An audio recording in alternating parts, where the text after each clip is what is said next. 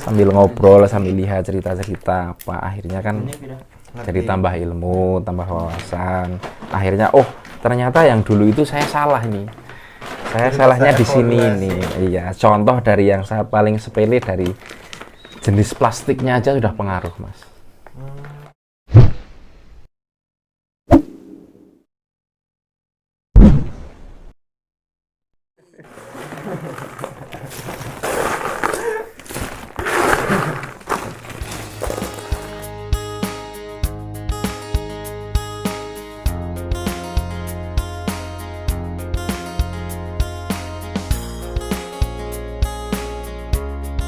Ini Mas, aku Isroe Mas.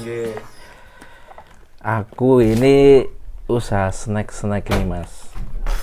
Sungguh lumayanan mulai Mas. Tambah-tambah. Ini usaha sampingan apa pokok Mas? Ini ya boleh dikatakan sampingan, tapi mudah-mudahan nanti hasilnya nggak sampingan Mas. Amin.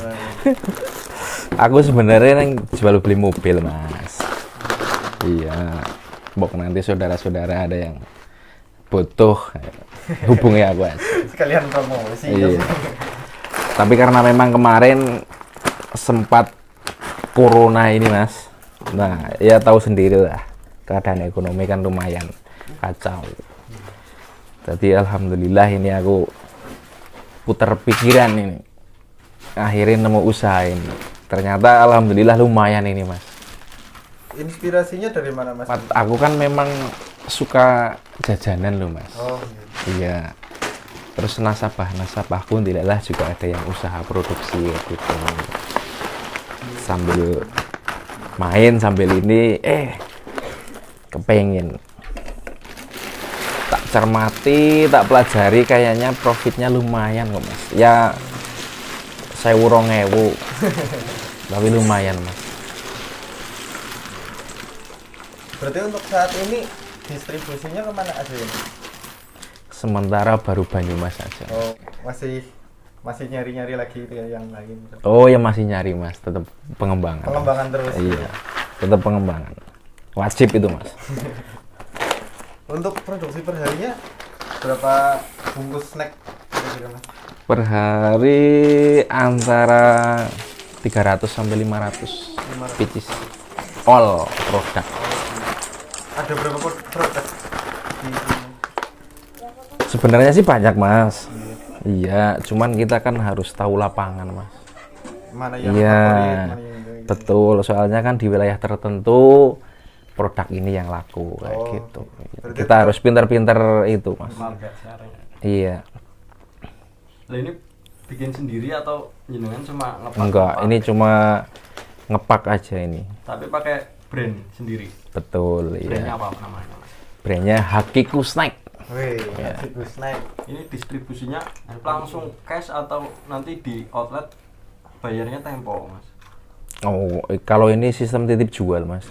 Iya, kalau misalkan cash, kita kan produk kayak gini kan saingan banyak Mas. Jadi kita ya harus pinter-pinter lah. Kalau cash kayak gitu mungkin produk-produk tertentu lah.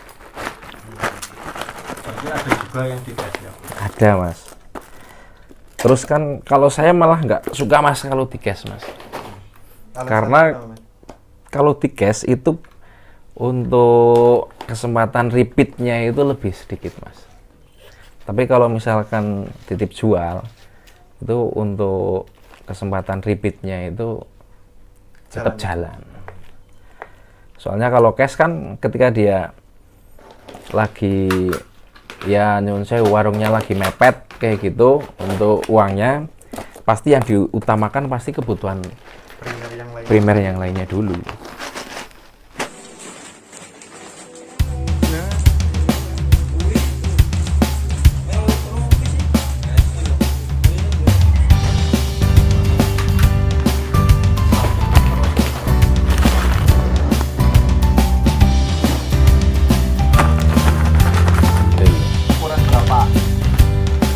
Ukurannya macam-macam Mas.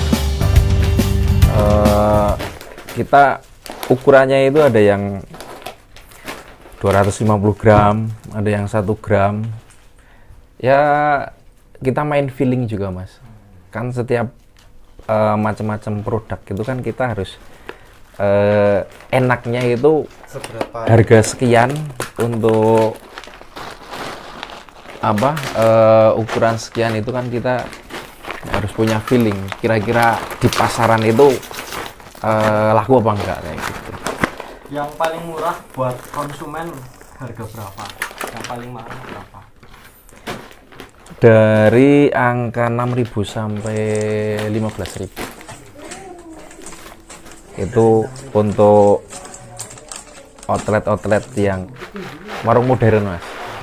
Beda lagi kalau masuk ke untuk pariwisata itu loh mas. oh iya. Itu kan memang harganya pusat oleh-oleh lah. Itu harganya dari kita sih memang murah, cuman kan sana kan apingannya kan memang tinggi. Harganya ngikutin sana ya. Iya, seperti itu. Ini kan snack ya mas, snack kan otomatis ada expired, ada yang pecah-pecah atau apa. Nah, Ada mas. kalau ada returan, gimana ngatasi returan? Itu justru malah yang sangat saya perhatikan itu mas.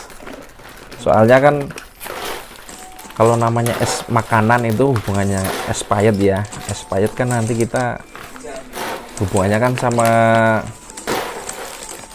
kualitas produknya mas.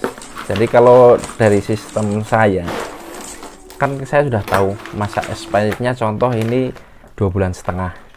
Tapi baru 1,5 bulan itu saya sudah tarik mas.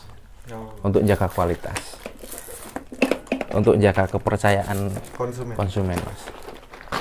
Kalau untuk yang retur kita juga ngambil produknya itu juga kita sama produsen-produsen yang bisa menerima retur mas. Jadi untuk resikonya kita lebih kecil, walaupun lebih mahal dibanding mungkin distributor yang lain, tapi nggak apa-apa, yang penting kita resikonya kan nanti lebih kecil. Berarti nggak ada kerugian ya mas? Ya tetap ada mas. Contohnya mas. Ya plastik kayak gitu kan tetap resiko kita. Terus buat kendala sendiri, jenengan pernah nemuin kendala apa selama usaha sampingan ini yang semoga menjadi pemasukan pokok? Amin, amin, amin, amin. Allahumma sholli ala Muhammad. Amin. Kendalanya ya kadang barang mas. Barang itu kan kadang nggak ready kayak gitu. Terus kadang harga kan, apalagi ini saat kayak sekarang ini harga minyak melambung tinggi, itu kan pengaruh banget mas. Soalnya ini kan memang ya profit kecil mas. Jadi ketika ada kenaikan dari produksi sana itu pengaruh banget mas. Ngatasinya gimana mas? Ngurangin takaran gramnya atau gimana menaikkan harga? Ngatasinya kita ada beberapa opsi mas. Yang pertama, kalau memang kita nggak bisa masih bisa tidak menaikkan harga, kita nggak naikkan harga dulu. Paling mungkin kita kurangi gramnya dulu. Tapi nanti ketika memang di pasaran kok ini ya terpaksa kita naikin harga. Paling kayak gitu mas. Toh masyarakat luas juga sudah tahu kalau memang harga-harga ini juga pada naik. All this overthinking, the more I swim, the more I'm sinking. Take me to a world of silver, no more heartbreaks, tears, painkillers. Take me somewhere unfamiliar, bring me back to where we Contoh started. yang nggak ada kenaikan apa itu mas contohnya? Yang ada kenaikan itu ya kayak basreng kayak gitu, memang dari sananya nggak ada kenaikan. Cuman dari produksi sana yang tadinya sebal harga sekian itu memang dikurangi sedikit. Jadi kita tinggal mengikuti aja. Kalau harganya memang nggak naik. Tapi kalau kacang kayak gini, wah ini lagi naiknya luar biasa banget ini mas. naik berapa mas kacang? Naiknya sampai sekitar 15.000 per balanya itu. Harapannya jenengan buat usaha ini kedepannya apa ya mas? Ya harapannya ya tetap usahanya seperti ini tetap tambah maju mas, tambah berkembang, jadi bisa nomor satu namanya usaha kan profit mas, yang kedua ya bisa bantu teman-teman atau saudara, bisa buka lapangan pekerjaan juga mas. Produk paling favorit yang paling sering sold out apa mas? Itu lanting mas. Oh lanting. Iya, lanting, basreng itu. Kacang, kalau kacang sih memang se-Indonesia Raya senang semua mas.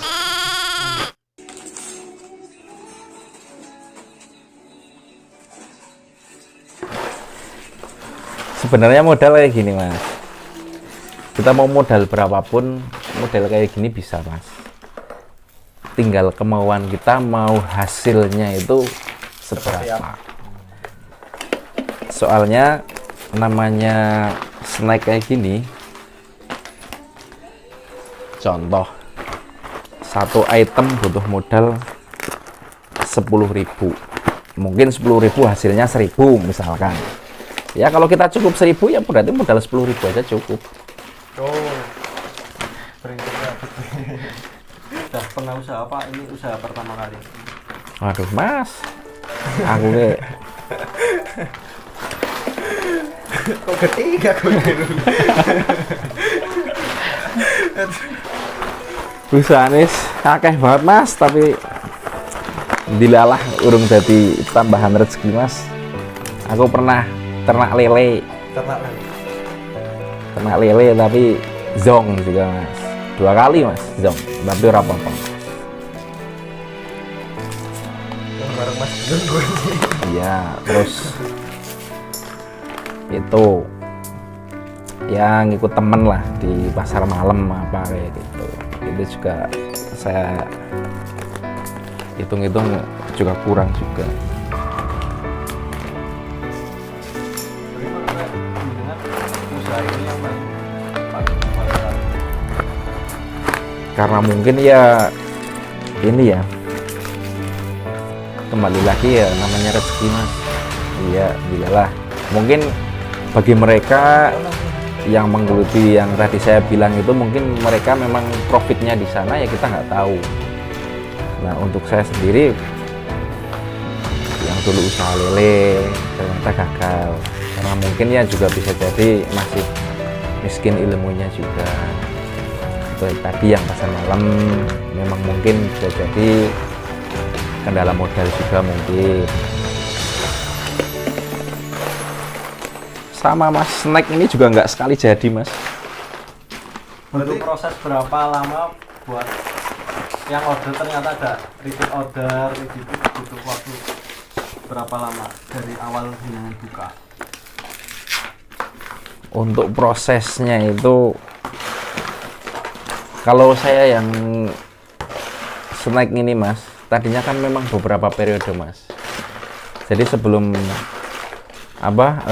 saya yang ini itu kan beberapa tahun yang lalu kan memang saya sudah ada kepengen usaha snack juga.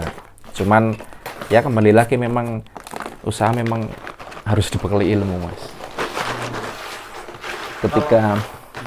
Ketika belum ada, tetap hasilnya kurang maksimal mas. Nah alhamdulillah saya ya itu mas, pas saya main ke rumah teman kayak gitu kan, sambil ngobrol, sambil lihat cerita-cerita apa, akhirnya kan jadi tambah ilmu, tambah wawasan. Akhirnya ternyata yang dulu itu saya salah nih. Saya salahnya di sini nih. Iya, contoh dari yang saya paling sepele, dari jenis plastiknya aja sudah pengaruh, Mas. Ketebalan kayak gitu kan, semakin misalkan pakai yang tipis kayak gitu kan kurang tahan. Contoh kalau yang jenis-jenis kerupuk kayak gitu kan jadi ini ternyata seminggu bisa melempem, 2 minggu melempem gitu. Terus mungkin kalau udah lama agak burem kayak gitu kalau yang tipis-tipis. Kalau distribusinya mas, kunjungan outlet berapa minggu sekali atau berapa hari sekali? Rata-rata ya mas, rata-rata kita 2 minggu 3 minggu mas. Menurut jenengan itu udah porsi paling pas kunjungan 2 minggu atau 3 minggu mas?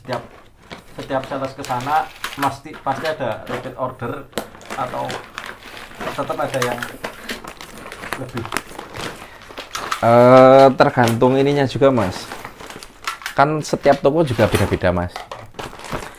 Cuman kita kan ambil pukul rata kayak gitu, lebih maksimalnya sih 3 minggu mas, karena kita kan untuk menjaga nih biar satu area dengan toko yang gede-gede kayak gitu kan, kita titipannya kan juga banyak. Jadi kalau 3 minggu kayak gitu kan sudah 90% habis. Kalau 2 minggu gitu kadang masih ada 1-2 yang masih kayak gitu. 3 minggu lebih efektif kayaknya mas.